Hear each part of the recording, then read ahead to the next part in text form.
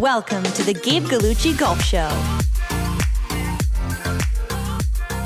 What's going on, everybody? Welcome to the first interview for the Gabe Gallucci Golf Show. And listen, I thought, who's going to be the first guest? I didn't really have to do much thinking because I wanted to bring you guys to the most important person probably of this entire journey. And that is my coach, Max, who you always hear me refer to as my coach, Max. So now I'm going to bring to you live one of my favorite people in the entire world, my coach, Max. Thanks for having me on. I'm honored to be that first guest. 100%, buddy. There's literally nobody more important aside from my family and my girlfriend to this golf journey than you. So there's literally no one else that gets the first seat other than you. And guys, a little background on Max. He's pretty much played events on almost every tour worldwide, minus the PGA Tour, but had status on the Asian Tour, the China Tour, played some Korn Ferry events, played some Challenge Tour events. You can fill it in more, Max, and as we'll get into your story, but very well-rounded, has grinded on the mini tours, has played some bigger stuff, and has probably one of the things I think that is incredible about Max is his ability to have that perspective of taking all that experience and dialing it down into being a great coach. And that is the person he's been for me. And so I'm excited to bring you guys some of his wisdom he's bestowed upon me over the past couple of years, which has been a lot. And so dive right in. Here we go. So, brother, let's give everybody just a quick rundown, like a 5-minute of your golf journey from, I guess, when you really started taking it seriously to, let's stop just as you turn to coach, because that we'll kind of jump into the coaching phase a little differently. Yeah, sure. So again, thanks for having me on. Like, this is super cool for me. Of course. All right. So I started playing golf when I was like 11. I kind of started with my grandpa and my dad, but I was playing other sports. I'm from Southern California, and I was still playing competitive ice hockey, believe it or not, in Southern California. Which is dope. Yeah. And so then I started playing basketball, and I was still kind of playing golf, like a little bit here and there. But I didn't make I went to a huge high school, Santa Monica High School, and I didn't even make like the varsity golf team my grade 9 year. I was on the junior varsity team. But I loved golf. I started caddying at a local country club, Brentwood Country Club, when I was like 13 years old. And so I loved it, but I was doing other things. So, and then kind of finally came time, I stopped playing hockey. I got a little burnt out on that. And I was like, all right, I'm kind of playing basketball now, but then I realized I'm probably not going to make it as a basketball player. But I was like, I'm going to play a sport professionally. Like, that's going to happen. I just love sports so much. I love competing. I'm super competitive. Whether I'm playing like cards or a board game or shooting free throws or whatever, like, I am hyper competitive. Like, it is like war, basically. if I'm like doing something. I could say that firsthand that is true. Yeah. So I just love competition, whether no matter what it is. So whether we're playing rock, paper, scissors, or we're playing like a match on the golf course, I love it. So then I just like kind of focused on golf. I stopped playing basketball after my grade 10 year. And it was just golf. I couldn't get enough of it. I think I played my first junior golf tournament when I was 17. I think I was about 17, and which is like pretty late to the game for, the really competitive high end junior golfers. I wasn't a great junior golfer. I was a big like 75, 76, 77 junior golfer. If I shot like 74, 75, I was like, yeah, like that was cool for me, like good day. And then if I shot like even par, I was like, let's go. So, guys who were getting recruited to go to Division I schools were just shooting better scores than me. And I wasn't at that caliber. So then I ended up still getting a golf scholarship. I went to a small university called Concordia University in Irvine, California. And I was there for 1 year. and then they cut their golf program. So then I had to transfer schools. I went to a junior college in Southern California called College of the Canyons, which is kind of like a powerhouse junior college golf team. So I was there for a couple of years. My last year there, we actually won a small Division I golf tournament as a junior college. Like, it was kind of cool. We were just this junior college that was amongst these like some D1 schools, and we just like dusted them. It was cool. That's legit. We're kind That's of legit considering like how much money and funding and like resources these D1 programs get. Like that's a pretty big banner to hang for a school like that to take on that kind of competition. Yeah, totally. So like our team was like, I don't know, kind of like a team of misfits. Like we had guys who like, you know, maybe they couldn't afford to play junior golf. You know, their families couldn't afford for them to play junior golf in high school, so they couldn't get looked at by coaches, but they were still great, like these like sick junior golfers. Right. Because colleges don't really look at high school golf. They want to see like AJGA and, you know, the big junior golf tournaments and stuff. So, you know, we had guys like that. We had like our number one player was like 34 years old and he like never used his college eligibility. So he like, yeah, I'm gonna take some college classes and play in the golf team. And he was like a plus like 4 mid-am golfer. Unreal. Yeah. So like that was like our number one guy. And then we just had like some other guys who were just like, you know, like good high school golfers, and that was their thing. So, and then we just showed up to this D1 tournament. We're like, you know, had nothing to lose. Like we're supposed to not do well, and we did well. So anyway, so I was there for a little bit. Then I was kind of figuring out like if I want to keep golfing, what I want to do. Then I qualified for the U.S. Amateur in 2010 at Chambers Bay. Right. When I qualified, I'm like, dude, I'm like going to win the U.S. Am, and I'm going to play in the Masters. Let's go. and I showed up to Chambers Bay, and I was just like, oh my God, what am I doing here? Like on the range is like Jordan Spieth, Patrick Reed, Morgan Hoffman, Peter Uihlein, Brooks Koepka. It was nuts, man. Like, you know, I mean, just tour players, future tour players, you know, all the best college D1 college golfers and amateurs. And so, yeah. So then I end up finishing dead last in the stroke play portion of the USAM. And now I'm like, man, like, I honestly have no idea what I'm going to do with my life. Right. So then I had one more year at College of the Canyons, and I played really well. I won 5 tournaments, and I was like, all right, like maybe I'm actually kind of good at this. Then I turned pro in January of 2012.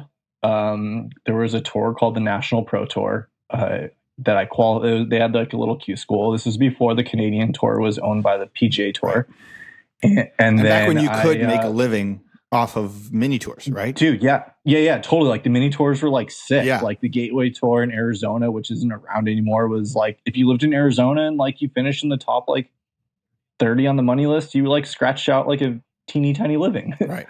So, and then there was like the e-golf tour in the Carolinas, like same kind of thing. You could live out there and like scratch out like a little living. So, it's not quite like that anymore. But again, this was before the PGA Tour came in and took over the Canadian Tour and the Latin Tour and stuff like that. So, so I qualified for this National Pro Tour, and I played 12 events, and I made 2 cuts. And I was like, all right, I should have maybe waited a year. Right. but it was a great experience. I got to travel throughout the U.S. It was Tony Finau won the money list. This is before he was like who he is now. Right. And so, yeah, it was awesome experience. I learned a lot. And then I, you know, played some mini tour golf. Side note, before we jump onto that, that's the tour that like then didn't pay out, right? Like doesn't like, yeah, like they didn't go under. There was huge, I think Monday Q Info was saying something about this tour. Like, yeah, it's like they just, did they go bankrupt or did they just bail on everything and didn't pay people? No one really knows. The owner of the tour apparently had like a bunch of aliases and nice. Different names, you know, like, so it was like classic mini tour Love stuff. that. So, I've always said you're not a true mini tour player if you haven't been burned at least once by a tour. Got it. So that's how I got burned. That's at least that's what one of my old mentors told me. So yeah, so that was my initiation into pro golf. And but so I'm still owed, I guess, to this day, like a couple grand. So in the scheme of things, not the end of the world. But yeah, it was a great tour. Like I got a lot out of it. Like I said, I'm owed one check from one of the 2 cuts I made. It was like our last event of the year in Indianapolis. We played unbelievable courses. But yeah, it was great. So I learned how to travel a little bit. I traveled with a couple other guys, and that's what I did.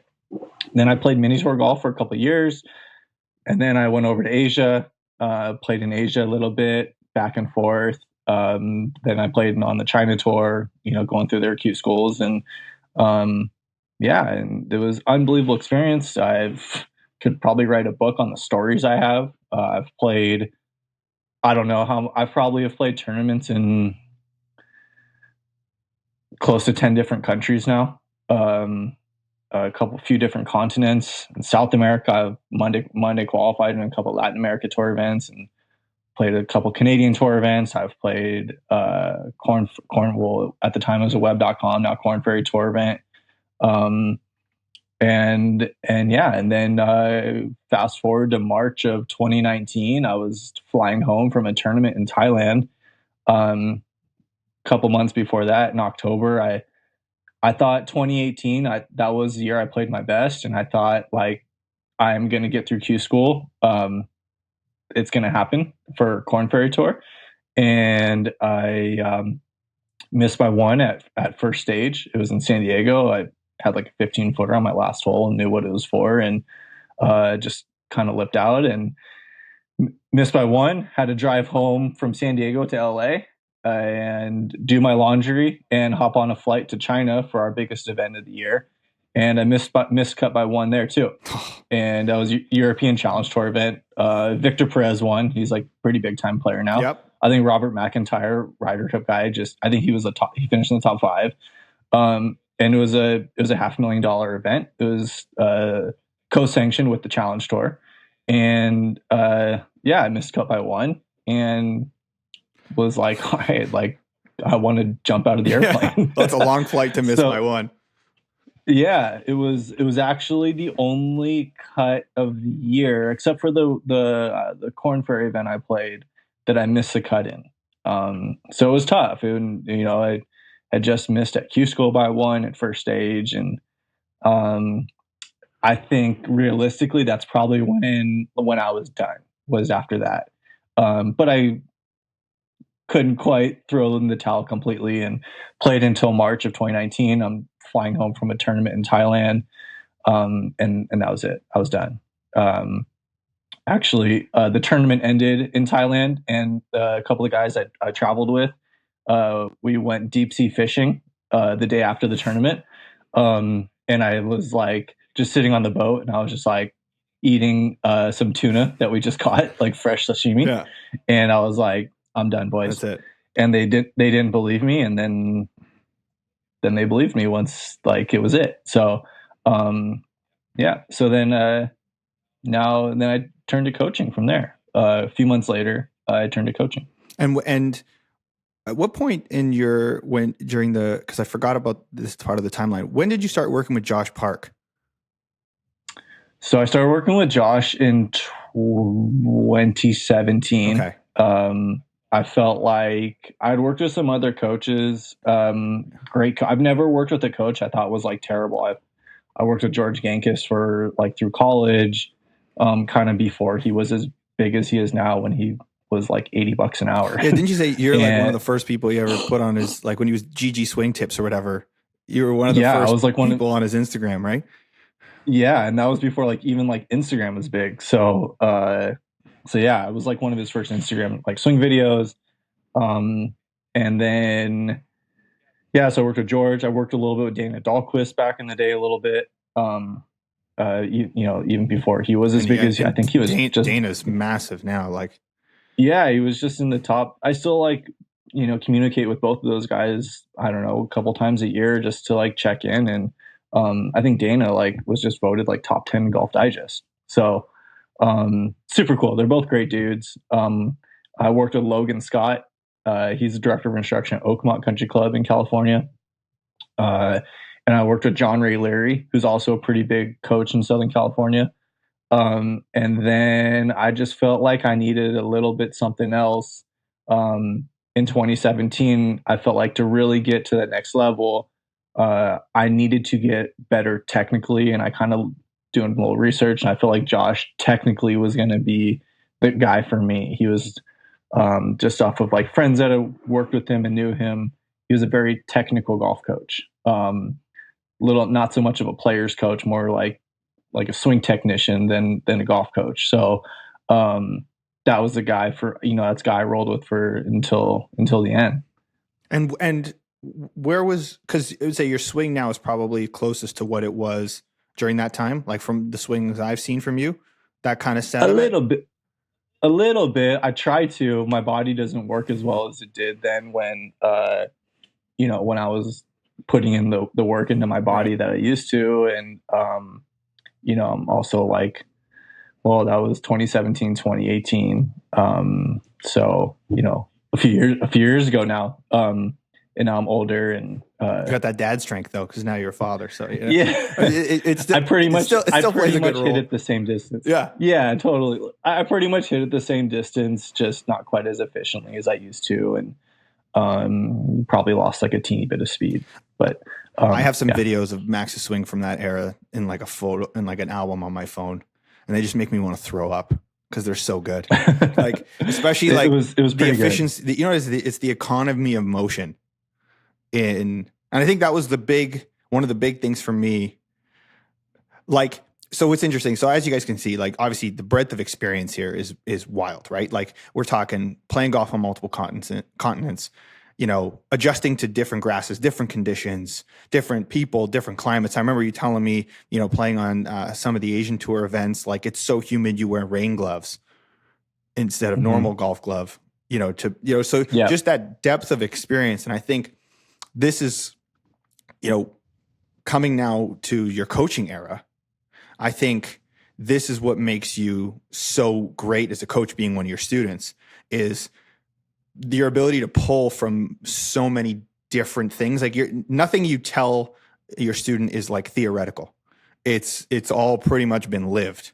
And there's very few situations, both extreme and not extreme in a tournament, that you haven't been through yourself.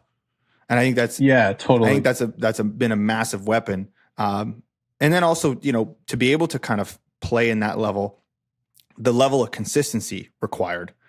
And I'd say, guys, this was the biggest eye opener for me. So when you and I met was early 2021, and this is when I was like feeling pretty good about where I was in my golf journey. And I remember like you and I played and I went, oh, fuck. I went, fuck. Because at the time, I'd never seen your caliber of golf in person. Right. I've played with some good players, but I would say of every person I've played with and or watched, I have like you are in the top fucking 1% of players I've seen. And it's like, it's big things and little things. And I think this is where, sometimes even when we look on YouTube golf and we see guys who we think are really good, or some of these golf influencers. And then it was seeing you play in person. I was like, wait a second. There's a whole other caliber of golfer that we're not seeing. And I think that's a lot of the world. That's the world you lived in. I think as golf has kind of evolved, and, I think we have expectations of a lot of these golf influencers and things like that. And we're like, oh, like they could make it.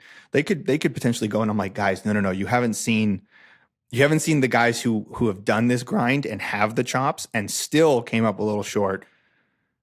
And the consistency that they have on a day-to-day. Because I think with you, even to this day, without the grinding you don't like, now you're a full-time coach, you're full-time dad, you don't grind the level that you grinded. And I remember, I can't remember when we shot last year, and you just rolled up to was it Northlands?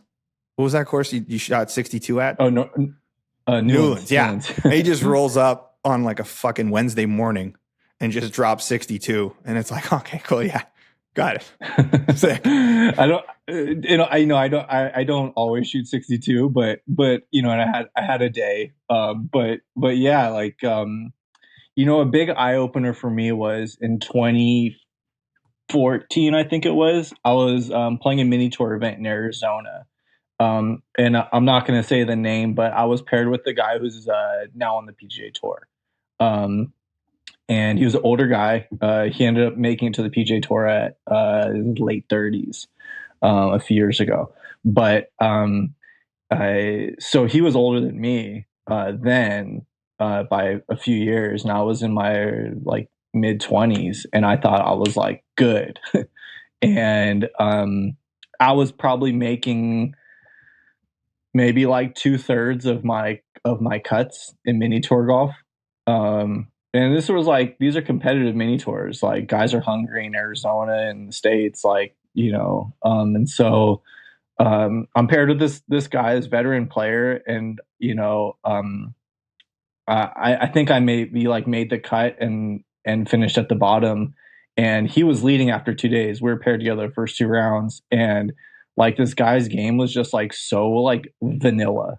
It was like just like so unimpressive, and he was like leading after 2 days on an easy golf course that you had to like basically shoot nothing on if you wanted to be in in contention. Right. And at the end of and like he wasn't like impressive, athletically. He didn't like bomb it, like he didn't hit it short, but he wasn't like, there wasn't anything like that stood out. And I was just like, what? Like, and he always played well, always. Like he never wasn't like towards the top of a leaderboard of a tournament that I played in. And so after the second round, I said, hey, can I buy you lunch and like just kind of pick your brain a little? And he said, sure. And I said, hey man, like I'm so much more athletic than you. And, if we went for a foot race right now, I'd dust you. Or if we had like a jumping contest, like, I'd beat you. But like, dude, you wax me on the course, like every tournament I play in that you're in. Like, what are you doing that I'm not? And he just said, how do you practice? And I'm like, well, I don't know. Like I hit balls, I putt, I chip. He goes, no. That's mini tour bullshit. Like, if you're not having very structured, treating it like a job, very structured, you don't just show up to your desk of a day job and kind of dick around on your computer. Like you're going to have a very structured schedule on how you get things done. And that's kind of what I have to do because I don't have the athleticism that say you have. So it kind of hit home with me, like basically he was just able to like out pro me, right? Is a term I like to use. He was a true pro. And so then I kind of started to pick up some things and learn how to practice better. And, it was, I learned how to basically like not be great and shoot better scores. And so, and just by being a better pro. And so I'm able to kind of still use some of that mindset to this day. And, when I still 100%. Play. I see it all the time. I think this is, so, when I look back at your impact on me, and I would say, that was one of the, actually, vanilla is an interesting word. Cause I remember like, I think I've hit you, I've seen you hit maybe a few shots that I go, oh, whoa. Like that 3-wood on the back-to-back perfect 3-woods when I caddied for you. I caddied for Max in an event, which was actually great experience. I recommend to anybody, if you have a good player or your coach who is a good player or anybody, caddy for them, because seeing them in a tournament mode is unreal. But I digress, is that, a lot of your stuff isn't spectacular to watch, but it's extremely effective and there's very little volatility. Yeah, totally. I know how to really squeeze out around. And I'm not even like the best putter. Like if I was a better putter, I could probably squeeze out more. Yeah. To be honest, but I think I played like 9 tournaments here locally. I really only play locally now. And I think in my 9 tournaments, I probably had like, there's like 19 or 20 rounds that I played of tournament golf. I think I had like 3 bogey-free rounds. And I go, I shoot bogey-free rounds. I mean, not like all the time, but like, a handful of times a year, just because I know how to like not mess things up too bad. It's not really how many good shots I hit. It's kind of like how many really bad ones I don't hit. Yeah, there's no compounding of errors. Like when I saw it was like, there's no compounding errors. It's like if there's a bad one, you get out of it and you move on, and then it's fine. And so I learned a lot of, from a technical perspective, there's not a lot of, there's not a lot of fuckery in your technique. And I think I learned a lot in that. You're not freewheeling it. You very much know what you're doing. And that was a big thing for me. It's like, you're not guessing out there. You know what you're doing. So I was like, okay, got it. Yeah. Like you're not just freewheeling it. And it's not just, people say golf's, I think the mental game sometimes gets too much credit for actually, I think people suffer mentally because they're just not technically good enough to know what they're doing. And well, I think, and just to kind of build on that, I know what I can do and what I can't do. And I very much, a mentor of mine who was a former baseball 22-year league MLB baseball player, said to me, I asked him one time, I said, hey, what took you from like a minor league or college or minor league player to like almost a Hall of Famer? And he said, I knew what I could do really, really well.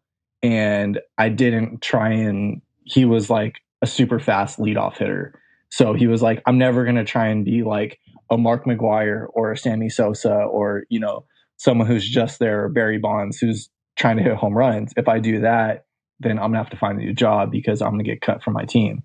So that also hit home with me. So when I'm out there, I don't have all the shots I used to have, when I was still playing. And so I know what I can do really well right now and what I can't do. And I'm very good at staying in my lane. Yeah. The discipline of that. I've seen that. Yeah. Like there's no hero shots. There's no, and you just have, just a very consistent, compact game. And I'd agree. Like if like I would say most times if you are suffering in a round, it's typically because you just didn't make a couple putts for birdie to get ahead. Not right. That's really what it is. I don't usually, and if my body's not feeling good one day, or I wasn't able to get a long warm up in because I had to take care of my toddler at home, and I just got to roll up to the course. Like I know what I can do with my golf swing, with how my body might be feeling. And I think a lot of people kind of don't understand that. And I think that's, and people, I think, try and do things outside of their lane, in a sense. So, if, you gotta dance with the girl that you took to the dance. You can't, you gotta roll with what you got. And I think people try and maybe do things that they can't, or to try and look a certain way, or to try and play a certain way. And I think if you can just understand what you're doing, what you do, do that to the best you can. And I think golf scores will be had that way. Yeah, absolutely. And then another quick thing before we move into your coaching is that the mindset you bring to golf is, I think, also a huge advantage. Where, and this is actually one thing you and I, like, you identified to me really early, was that I would be very frantic. I'd show up to the course, like just how you show up to the course mood wise. Like your round actually starts when you wake up at like 5-6 in the morning. Totally. Absolutely. That's one of the things that I learned from you very quickly. It's like, and I talked about this in an earlier podcast about, golf is I think success in golf is a holistic thing with how you feel and how about your life and how you feel as a person. And I learned a lot of that from you. And so maybe just tap into how you evolved into that person, Yeah, totally. So I'm a guy that, just kind of like, again, kind of tapping on, knowing what I do best. So if I wake up an hour before my tea time and I don't get to, go through my morning routine of my coffee and my shower and whatever I got in my stretch, whatever I got to do, everyone's morning routines might be a little different. But if I don't do that, I just don't feel right on the golf course, especially where I think you got to be like, you got to have your T's crossed and your I's dotted before you get to the course. And so, doing all those things gets me like kind of in the mindset I need to be. Then I'm not like rushing to the course. I just don't do well in like that setting where I'm like, I'm rushing and I'm trunk slamming. And I'd rather like, to me, like I'd rather wake up an hour earlier, no matter what time I got to tee off. Like I'd rather just wake up earlier. Mm-hmm. I'll catch up on the sleep another time. But if I just wake up earlier, I can do all my things in the morning. That I need to do, that I know I need to do, and then I can get to the course when I need to get to the course, and when I want to get to the course, and then I can just like, I'm never really rushing to the first tee if I, can help it, and so then it just gets me in the right mindset, the right like rhythm, the right flow, I'm like I've stepped onto the first tee. 90% of the time, and I feel like like I'm ready, like I'm ready to go. Like I kind of took care of the hard part of waking up early, doing what I needed to do already. And I look at other people and like, I don't know, like their hair's a mess because they didn't even have time to take a shower because they needed like an extra like 10 minutes of sleep, which is, I don't know, overrated to me. So I just feel like, my calmness is like that's what drives my calmness for me. And then I just feel a little bit more in my element, stepping onto the first tee. Yeah, absolutely. That was a big piece I learned. There's like a stoicism that exists. Totally. And like Absolutely. from the minute you are at the golf course, and it's like, you're never in a hurry to get there or leave. You're just there's a level of presence. And that was, as coming from like where I was very frantic and very just like, ADD, and like, I realized that was a big crutch for me, especially when we were first playing.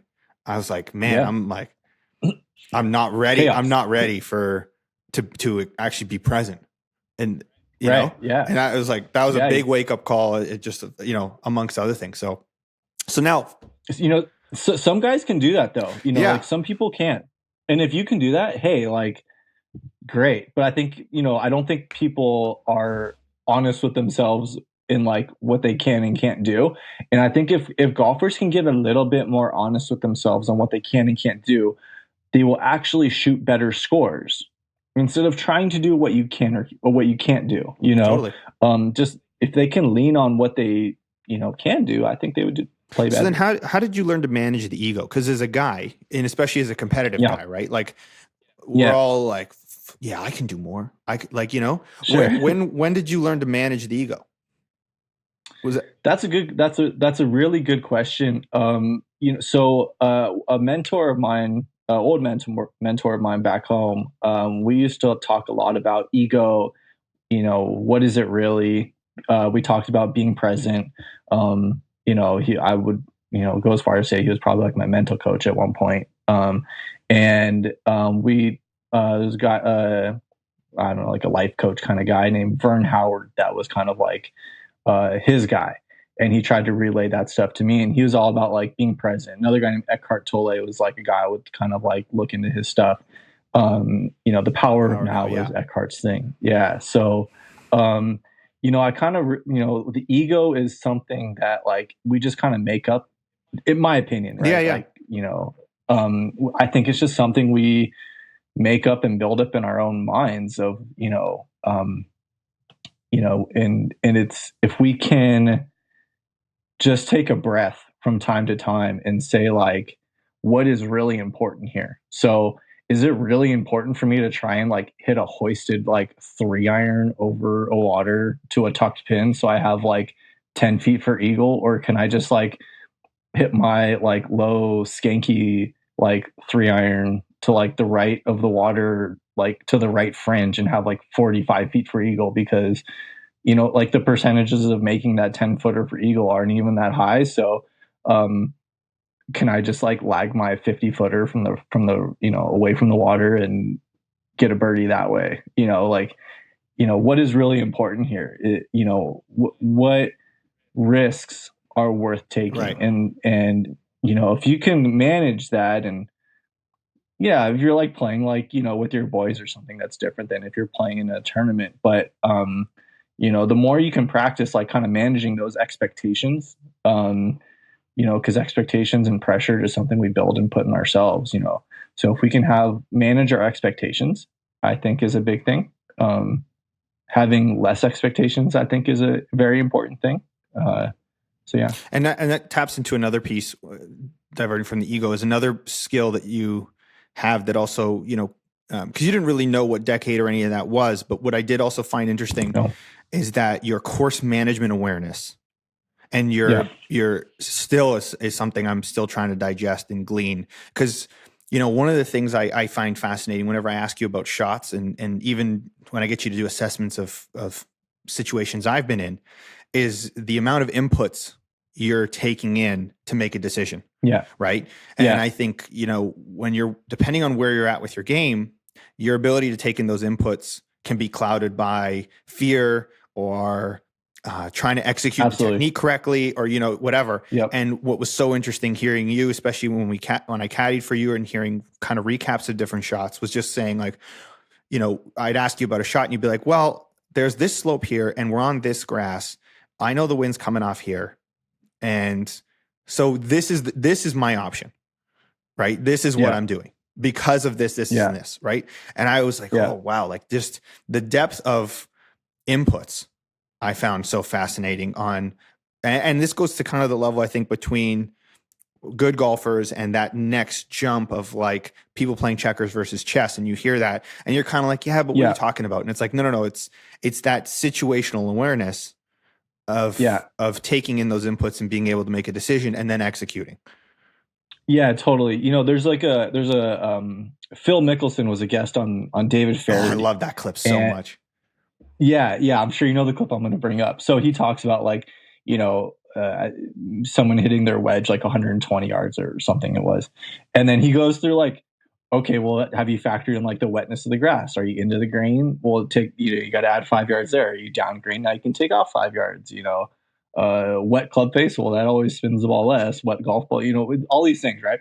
So that's something I became very good at just through experience, but also like being very aware of like putting things into my computer and my memory of, not trying to just be like a caveman out there and like, realizing the situations I'm in so I can, replicate the knowledge, right? So I was always very diligent about having a very organized yardage book when I was playing. Mm-hmm. So, for example, like if I'm playing in a 4-round tournament with 2 practice rounds, let's say, of a tournament week, and I come up to like, I don't know, the 6th hole of a golf course, and it's a par 3, and in my first practice round, it's like 180 yards, let's just say.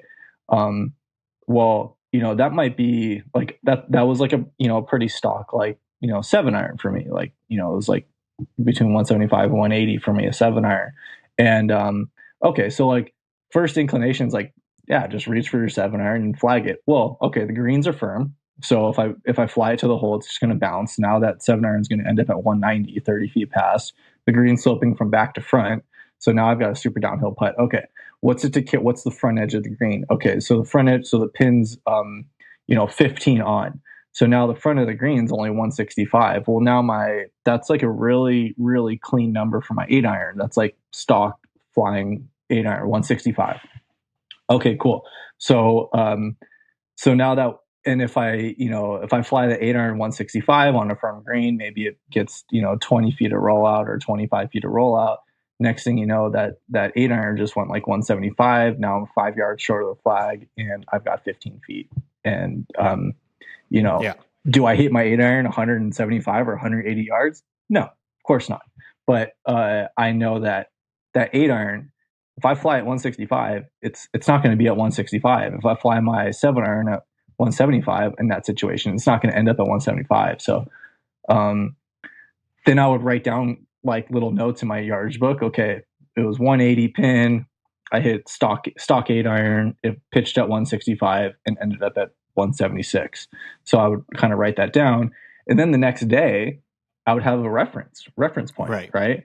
And I might even jot down like the wind direction a little bit. So, all these things I would just kind of throw in my computer, if and then I would have it written down too. So, just all things I learned on how to like kind of be a pro, right? These are all pro things I learned how to do. I try and do it to this day just because my game isn't what it used to be. So if I want to compete in tournaments, I have to be diligent about doing these things. Got it. So that now leads us into Max Cohen, the coach. And I think, for the listener's perspective, as you guys can see, the breadth of experience here and all these things put together, when I met you and started getting all this information, I went like, oh yeah, this is what I need. I think one thing I learned in my music career was that, I only want to take advice from people whose results I want to emulate and who have experience and actually know. A lot of people teach from a theoretical perspective. That wasn't for me. And I think what makes you a great coach is, one, you're a good yardstick for me as a player to play against and kind of go like, if I can't hang with you, well then like I've got way more work to do. Right. So it's like, I needed that. But then two, having, and the lack of ego you bring to playing, I think is also your biggest asset as a coach, because you bring that into your coaching career because you're very patient and very able to meet your student where they are and adapt your knowledge to where they are and then bring them to where they want to be if that's the journey they choose. And I've very much found that in what we've done, because, really when we started grinding was about summer of 2021, after I'd kind of shit the bed in a bunch of tournaments and realized that where I was not it. Sure. And then you kind of said to me, like, you're focusing on the wrong things. You're not practicing correctly. And I again, cause I didn't know what to do really. It was like, I had ideas of what a good golfer could be. And it was all these things that kind of we've talked about so far of, okay, well, we gotta fix some inherent flaws that are making you poor, that's when we started getting rid of the early extension. And then how you practice, changing the way I looked at reps. My range sessions weren't structured, right? I was playing a lot, and I was probably like, I just really enjoyed playing, and that was kind of my escape. But learning how to get value out of a range session. And that was actually really cool. Right. It made range sessions. It actually made me love practicing. I'm the type of person that likes to practice. So yeah, it's great. So I think learning how to practice was empowering and take that forward. And so I think, just the combination of all those things, I think is just, when you look for a coach and if you're looking for somebody for your game, right, finding somebody that can, that aligns with your personality and how you like to learn, and then also has the pedigree of where you want to go and has the knowledge, I think is super important with picking a coach. And I got really lucky that you kind of emerged into my life at the perfect time in the perfect apex. And, we've been rocking ever since. And I think what's really exciting is now being kind of 3 years in is how much progress we've been able to make, and I think also too, I was able to catch you early in your coaching career when you were just starting.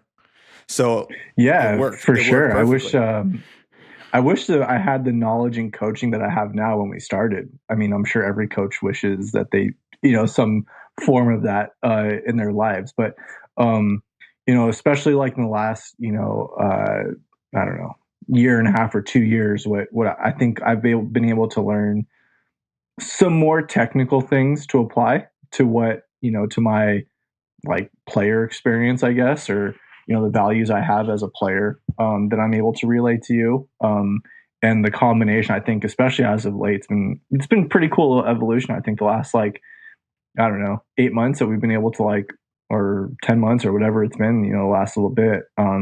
there's been some pretty cool switches and changes, and that I think are exciting for me to see. What's in store for you. And that excites me, because I think what was also great was that when you have a coach that you trust and knows, right, then when you make right or wrong moves, when you get feedback both ways, you go, okay, got it. It's not there. Like I remember when you telling me like fuck off with the autoflex, fuck off with all this. Like, you're not doing pro stuff. You're doing YouTube influencer golf. And I think this is also where, if you guys see my content kind of change, where I stopped trying to be a YouTuber and I was like, wait a second, I'm not on the right path for my goal. Because the first thing I said to you was, my priority is I want to see if I can become pro level golfer. Right. And being a creator was secondary to that. And so we've held that standard. And I think the evolutions that we've built in, and what's crazy is that, and I think also too with coaches, and I was skeptical of golf coaches in general getting into this, because I wanted somebody that I knew cared and wanted to see me grow, and I was afraid of not finding that right person. So I just got really lucky. There's definitely a lot of coaches out there that I don't want to say bad coaches, but I would say like it's hard finding the right fit. Right. I've been through my own trial and error of coaches, and I don't know if I would ever like say I had a bad coach, but there were times where it just wasn't the right fit. Right. And I don't think there's anything wrong with like telling your coach like, hey, I just don't think this is the right fit, if you don't find the right one. But finding the right fit, I think, is like it's a really important thing. Yeah. And I think also, it's also on the student. So like, because there's a couple things. One is, I don't think students give their coach enough time to allow the swing changes to happen. Like, knowing what I know now, right? Like, stuff that you and I started in that summer of 2021 is now at a point where it is like cake. Right. But it took that time for me to practice it as much as I practice it, to have the patience, to not bail on the process.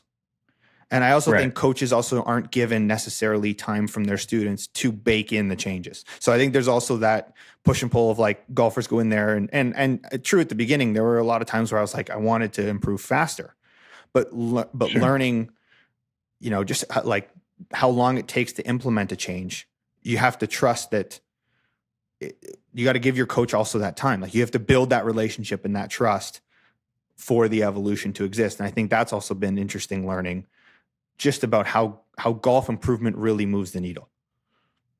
Yeah, for sure. I think as a golf coach in the last like year and a half or so, I used to kind of have a mentality of, you have to get a little bit worse before you get better. And I've completely changed my tune on that in the last year and a half. I think a lot of that's also just from like education and learning I've done over the last little bit. I definitely used to try and get everyone to fit one swing mold. And I used to tell everyone, hey, just rotate. But just from things I've learned, I know not everyone can do everything. And so I've definitely have gone into more of like, and you can probably attest to this in our last, I don't know, bunch of lessons. Every lesson we've had, I don't think you've gotten worse. I think you get better. And the tune that I go with now is like, if you're going to give me your money, if a client's going to pay me, give me their hard earned money. I got to get them better right away. And, they need to leave feeling good about their lesson, and not bad about like, oh, I just got worse. No, like, I think if you go see a golf coach now and they say you're going to get worse before you get better, I just don't really believe in that anymore. I think you should have improvement right away. Yeah. I feel that, but I think there are things that And maybe this is unique to maybe my experience based on my expectations. Because I think if you're trying to just be like a regular amateur, slap it around, there are Yes. certain things that like 100% you can walk away with some tangible stuff. I do think there's an impatience with golfers that we like. There are things that you told me 8 months ago, certain like internal rotation things that like finally click after Right. 8 months of workouts and fixing things in my body. Sure. And, Sure. so I think also too, Yeah. being able to have the patience of like, just because the lesson may not have that payoff immediately, I think sticking with it and sticking with one system, like people, you can't believe in multiple religions, right? You have one religion. And I believe that with golf coaches, Sure. right? Golf coaches, like Yeah. you can only have one, because if you start Yeah. combining it all, like the sauce gets messed up. And I Sure. think, Absolutely. Yeah. I think Absolutely. what from my own experience is us tailoring it in, and we've tried different paths, but a lot of that too has been Oh, yeah. experimenting to see which one would be my identity. Yeah, for sure. And that's actually been like cool for me to kind of use you to experiment some things, because you're athletically very gifted and you move well and your body works quite well. So we're able to kind of see what's the best fit for you.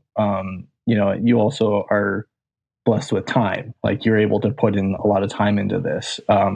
So that's like super fun for me and a lot of things we do. And so, we've had like in an hour or 2 hour lesson with, me and you, there's been like the first 30 minutes I've been like, we've been working on something and I know I've even said like, scrap the last 30 minutes. Let's try something new, And so, but yeah, I think, if I'm working with like, more of an average everyday amateur, then um, it's a little bit less of, I think they're going to get better before they get worse. I don't think it's the other way around. Absolutely. And Yeah. if it's exactly, it's building that trust, and also committing to the changes and not wanting to deviate 5 minutes later when it feels uncomfortable on your own. Yeah. Right. You definitely need to embrace discomfort, and not fight it. If you can embrace discomfort, and I think that's when someone's really going to start to see more results. And then further down the road, they're just going to get better and better and better and better. Yeah. What would you say has been your biggest revelation recently as a coach? What's the latest thing you've kind of picked up on that gets you excited? Lately, it's been rolling with what the player does naturally. For me, getting people to just, if I don't know, early extension is it has such a bad rap in the golf industry, in the golf world, and media and social media right now. Being an early extender, and so instead of working on just straight away on someone's early extension, for example, I'm going to let them potentially early extend and figure out why, because that's usually some sort of reaction, and to something else, right?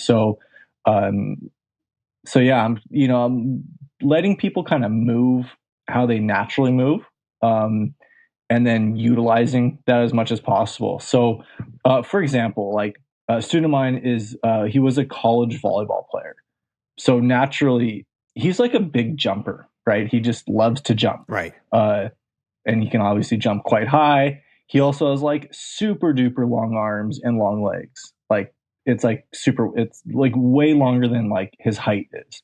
His wingspan. I think he's like 6'2" or 6'3", and his wingspan's got to be like 6'7".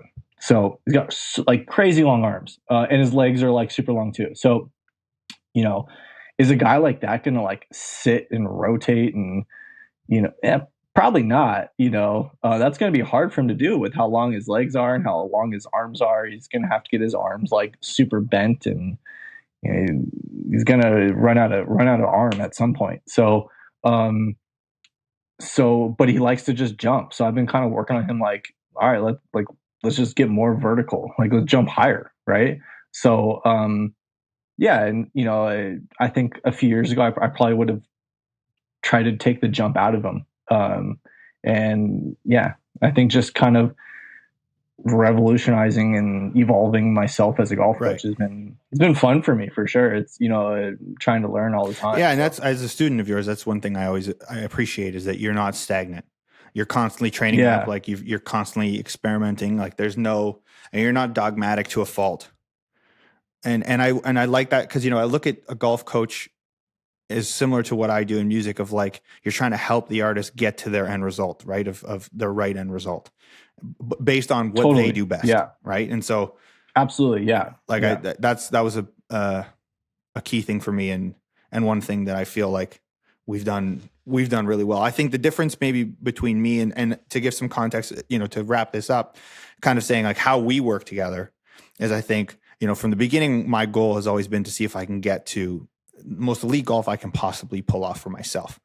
And so I yeah, think the difference for how we've gone about it is that, as opposed to maybe, we've tried a variety of different routes to see what is going to be the most repeatable and make me the most competitive. And I've been willing to go down any of those routes full force, to go, what is totally. going to make me the most pro?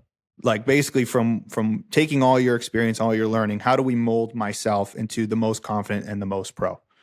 And Yeah, I think now we're at a point where the swing has matured to, we're in that pocket where it's refining from here. And I think that's been the most exciting, is it's taken me a while to figure out what makes my identity of who I am. I didn't have an identity as a golfer. yeah. That's a good point. And finding your identity as a golfer is, I think, a really important thing. Because I want to go, because I'm, gleaning from your learnings, and this is like, as you guys can see, right? Like the max you're getting today is the max I've been fortunate to get for years. So it's like, you hear these different kind of pieces, and I'm always trying to take those different pieces of learning and go, okay, like, what makes him great at course management and getting rid of the ego is he knows how he plays. So it's like, I didn't actually know how I played. I had no idea. I would just freewheel it. And then I went, oh, that doesn't work. Like, you can't just Yeah, show up and freewheel yeah, it. Okay, wait. yeah, I'm showing up half hour before and I'm chugging a coffee and I'm not centered. Okay, wait a second. I got to scale that back. And I yeah. think to call you just my golf coach would probably be doing a disservice to the value and the role you play in my world. Right? I think, Yeah, no, like, you're totally. not just swing mechanics, right? You've been on the mental side, on the friend side, just more holistic. And I think also too, that's where I've been very lucky. And I think if you're a competitive golfer trying to find your person, I think if you can find somebody that can fit that bucket well, and I guess, I just got really lucky, where like you and I symbiotically just work very well. Totally. You Yeah. know, And I definitely think so. Like, I consider myself a golf coach, not a swing technician. yeah, I've worked myself with swing technicians and I've worked with golf coaches. And I think finding what each person needs, I think it's not so easy to find that. And I think it's very important to find what you need. Some people need a swing technician. Like, I know you've brought up like Ryan Hawley, who's a good friend of yeah, mine. And I've done work with myself with him. And, um, he has a role, like he knows, and he would definitely call himself a swing totally, technician, not a swing coach. totally. And And we use that's Ryan for exactly that. We go yeah, get the X-ray done of the swing, and he's provided tremendous value to what we've done. But absolutely. Yeah, when I'm we need exactly, Ryan. and Yeah, Ryan is going to have his own episode too. But I think where, I'm calling you when it's good and it's bad to go, okay, here's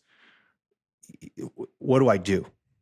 Right? What do I totally, do? And totally. it's not Yeah, where do I put my hands, or, in the position in this swing. It's okay, something's right, off, right? And I right. think that has been tremendous value for me.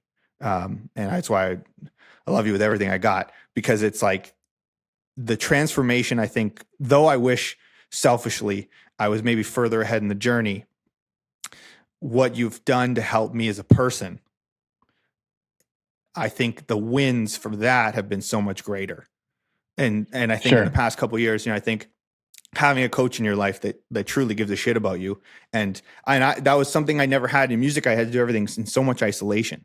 Right. And so having somebody in your life that, like, you know, when the chips have been down, it's like, you got my back. And when things have been cooking, you got my back. And that's just been unreal. So I'm eternally grateful for you for that. And I'm very lucky to have you in my corner. No, it's super fun for me, man. Like, you know, I give a lot of shits about you. I know. Yeah, like a lot of people. I appreciate it, man. It's like it's a wonderful thing to have. So, like I said, I'm eternally grateful for you. Anyway, guys, hopefully that gives you a little bit of background on my coach Max. That's how I always refer to you in all my videos. My coach Max. So I feel like I just get you merch. Give him a follow, Max Cohen Golf on Instagram. He is available for online lessons and in-person lessons here in the Lower Mainland. Highly recommend, as you guys can tell. Also starting like basically now at the new House of Golf in Langley, I'm available for lessons. And that place is TrackMan and it's unreal. So anyway, brother, all TrackMan days. Thank you so much for your time. I appreciate it. I love you, and I'll see you next week for a lesson. Sounds good, Cheers, dog. brother.